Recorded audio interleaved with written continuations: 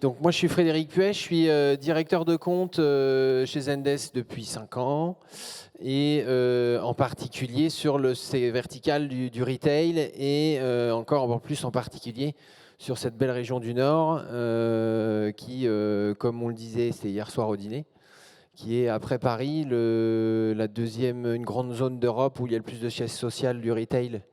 Donc bravo à vous. Donc je m'occupe de ça. Je vais quand même poser la question de savoir qui connaît Zendesk dans la salle. Je vous demande une petite main levée.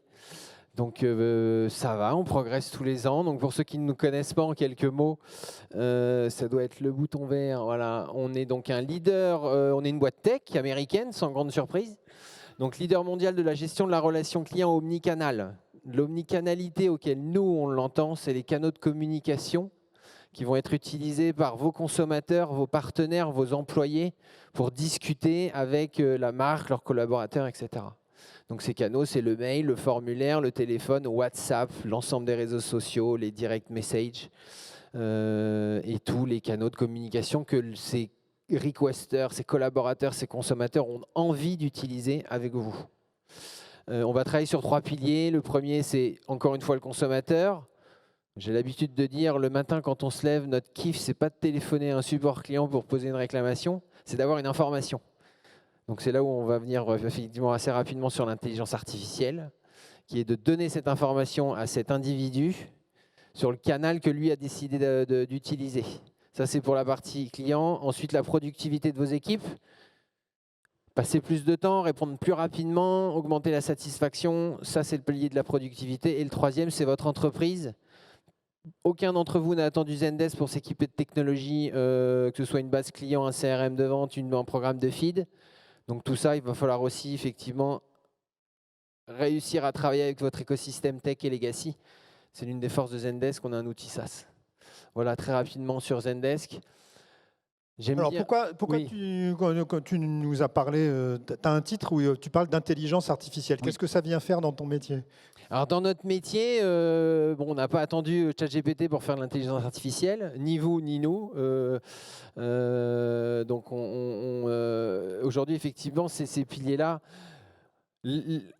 Aujourd'hui, on parle beaucoup d'IA générative. On n'a pas la prétention d'être au taquet sur l'IA générative. Celui qui vous dit le contraire, c'est un champion du monde et il va falloir le challenger pour voir où il en est. Aujourd'hui, j'ai encore discuté hier, aujourd'hui ce matin avec des gens, on teste l'IA générative, mais ce n'est pas encore ça. Effectivement, il y a une notion d'apprentissage sur laquelle il faut faire très attention. Nous, la manière dont on travaille, c'est juste une illustration de vous donner, pour reprendre les propos Joko, évidemment, l'intelligence artificielle, ce n'est pas des outils magiques. Il faut qu'ils s'appuient sur une base, sur de la donnée, sur des choses qui existent déjà. Nous, on gère de la conversation.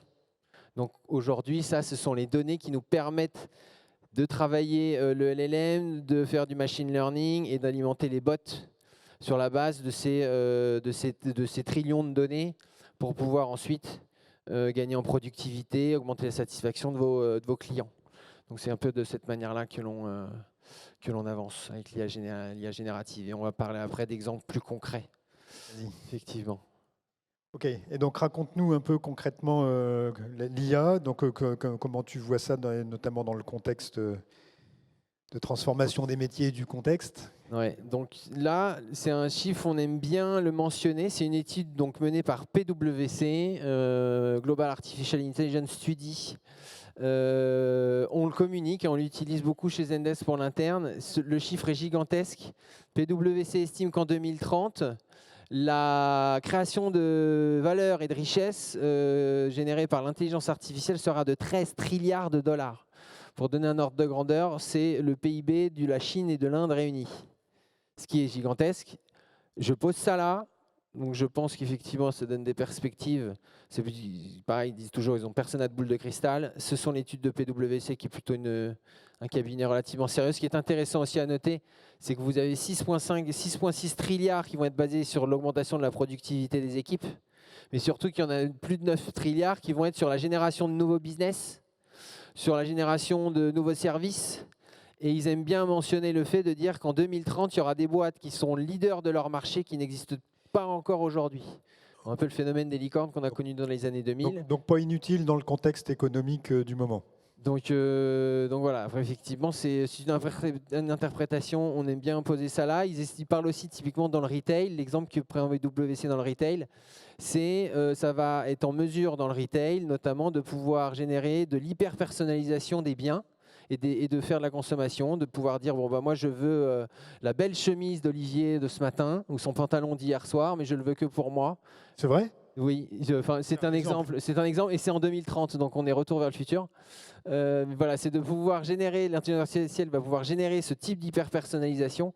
Et la grande difficulté, ils mettent, c'est effectivement de pouvoir faire en sorte que les supply chains soient suffisamment scalables pour arriver à des niveaux de personnalisation comme ça que l'intelligence artificielle va pouvoir générer. Et donc les défis, pour revenir sur du pragmatisme,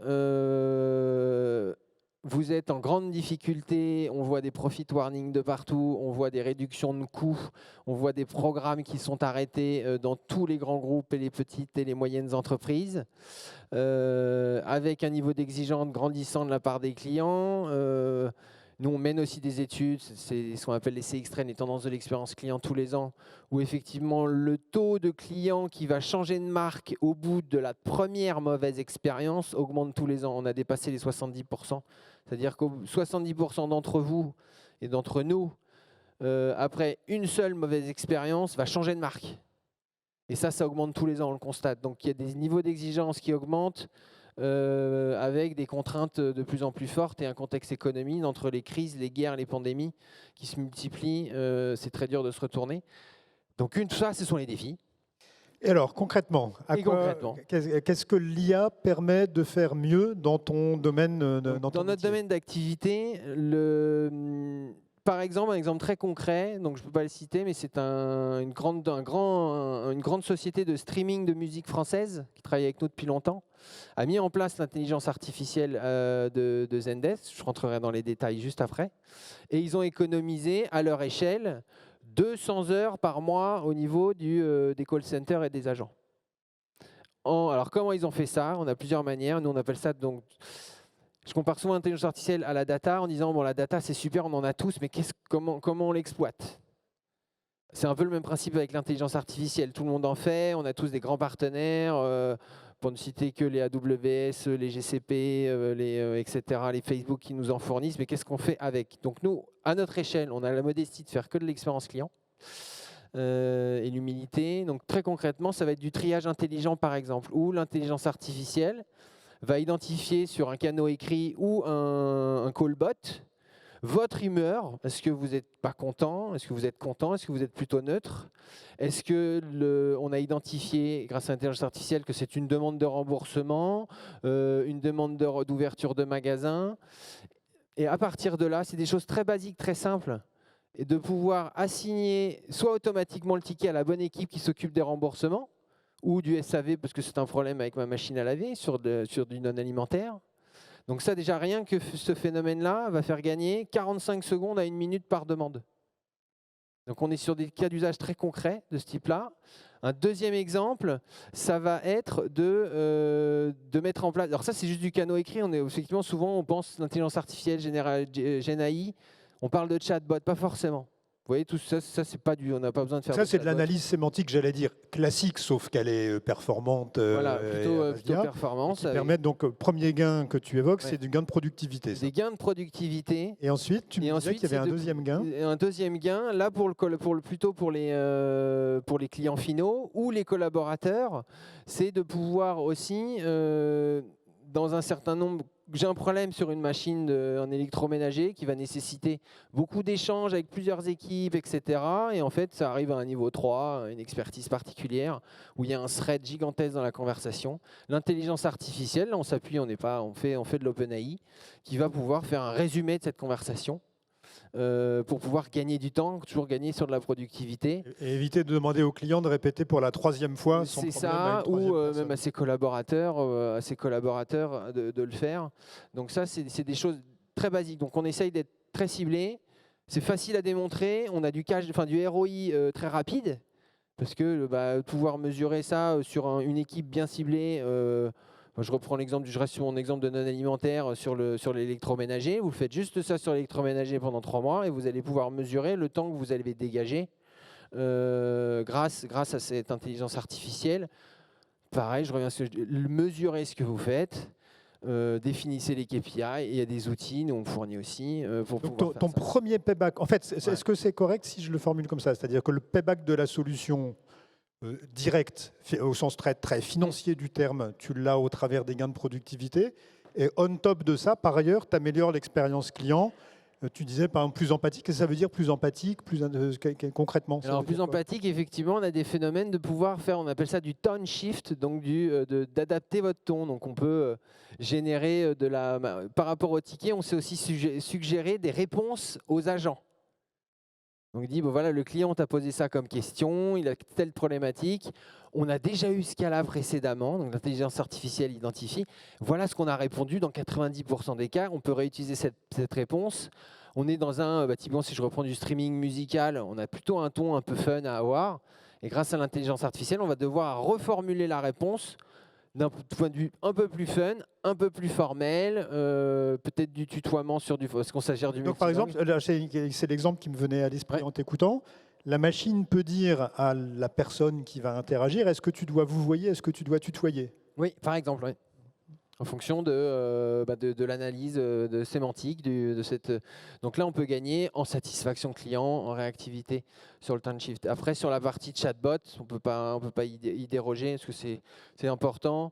Bien définir ses scénarios, les règles d'apprentissage, avoir une base solide sur laquelle le bot va apprendre. Parce que ce n'est pas un outil magique. C'est comme un enfant, nos enfants qui vont à l'école et quand on y était. On nous a donné des bases quand même, on a appris des leçons et le bot c'est un peu pareil, donc il faut pouvoir s'appuyer là-dessus. Ok. Et donc, tout ça, ça rapporte. Ça rapporte. Donc ça rapporte en termes de ROI, donc effectivement je reviens plutôt sujet conflictuel, j'ai une conversation, que vous soyez client ou ce matin chez nous aujourd'hui, c'est on arrête tout, on n'a plus d'argent, c'est terminé.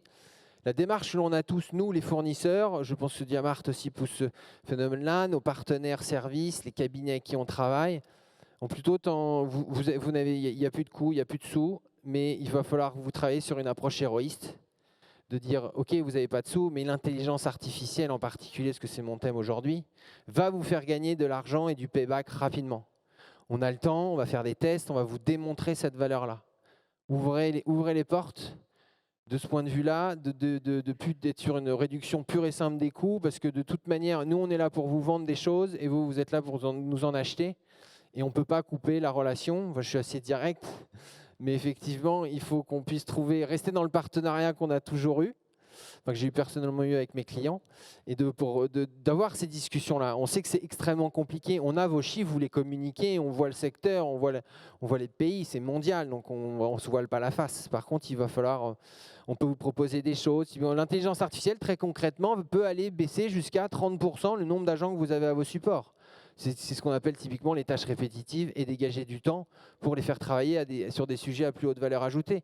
Et vos agents, ils en seront très contents. Ils seront plus contents de travailler sur des sujets relativement complexes que de passer leur temps à répondre à des ouvertures. Quelle est l'ouverture du magasin et quelle est la procédure de remboursement de mon article? Donc ça, on a des choses à faire là. Ça fonctionne. Avec les petits cas concrets que je vous ai démontrés. Il faut que je vous ai montré, je ne vous ai pas démontré, je vous ai expliqué. Vous ne pouvez que me croire sur parole. Maintenant, il faut que je vous le démontre. Mais c'est comme ça qu'on travaille avec nos clients et sur ces sujets-là. Et donc, ton anticipation, c'est que dans les années qui viennent, vous allez monter les marches au fur et à mesure et l'IA va se sophistiquer, permettre d'aller encore plus loin dans la productivité, dans la précision et dans la pertinence, la justesse. Oui, tout à fait. Donc effectivement, il y a une acculturation. Je sais que grande partie, je pense que tous, vous avez aujourd'hui des départements d'acculturation. Il y a des cabinets qui vous accompagnent tous les jours pour faire cette acculturation en disant voilà ce que va vous apporter l'intelligence artificielle.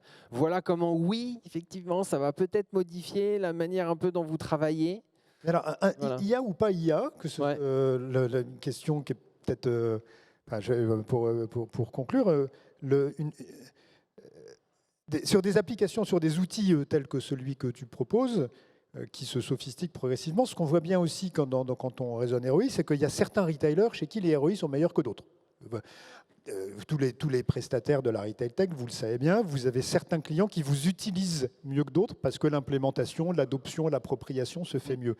Qu'est-ce qui fait, de ton point de vue, qu'un retailer va mieux utiliser ta solution et en tirer un meilleur payback? Tu as déjà donné la réponse, c'est cette notion d'adoption. On a des bonnes solutions, enfin le marché, enfin tous les acteurs qui sont présents de la tech ici présents, on a tous des super success stories. Néanmoins, il faut que vous fassiez des choix et qu'il faut que vous prépariez votre adoption de manière très sérieuse.